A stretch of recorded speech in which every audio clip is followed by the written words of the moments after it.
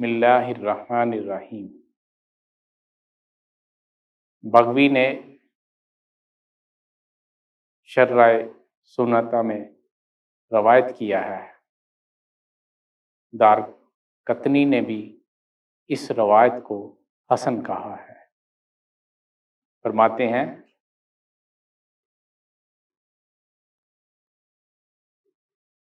کہ میں حضور اکرم صلی اللہ علیہ وسلم کے پاس سے گزرا، اس وقت آپ صلی اللہ علیہ وسلم پیشاب کر رہے تھے۔ میں نے آپ صلی اللہ علیہ وسلم کو سلام کیا، آپ صلی اللہ علیہ وسلم نے مجھے سلام کا جواب نہ دیا، حتیٰ کہ آپ صلی اللہ علیہ وسلم دیوار کی طرف تشریف لے گئے۔ آپ صلی اللہ علیہ وسلم کے ساتھ عصا تھا، اسی کے ساتھ اسے دیوار کے ساتھ رگڑا، اس سے چہرہ انور اور کونیوں پر مسح کیا، پھر مجھے سلام کا جواب دیا۔ ابو داؤد سے نقل کیا ہے۔